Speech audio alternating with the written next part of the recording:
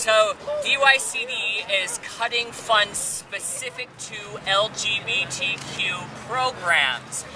They gave this funding to 3 different programs a few years back.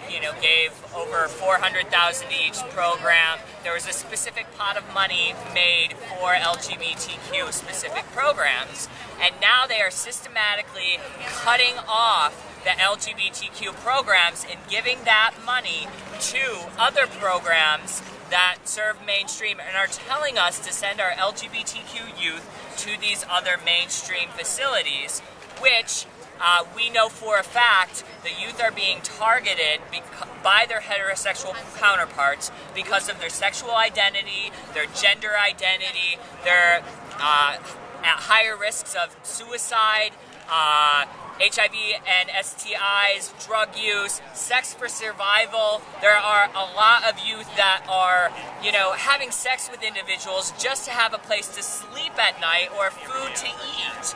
So this funding cut that is effectively been passed on to all of our programs will mean that the 75 beds, LGBTQ specific beds in New York City will have to be cut down to anywhere from 40 to 45 beds in a city that boasts over 1,800 LGBTQ youth on the streets of New York every single night, based on a 2007 homeless youth survey of the Empire State Coalition.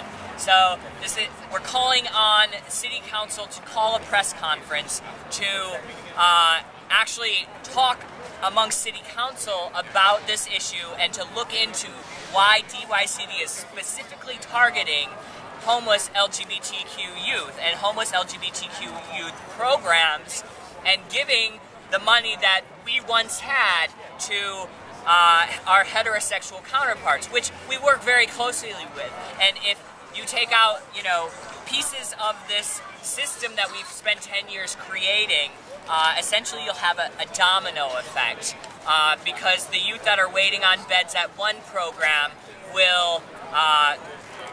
we won't be able to find them. They won't be staying at Sylvia's place or, going from the next step to, Green Chimneys.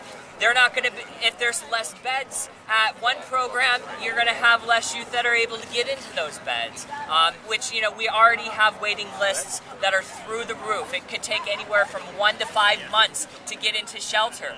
What is a homeless LGBTQ youth supposed to do in that 1 to 5 months it takes to get into that bed?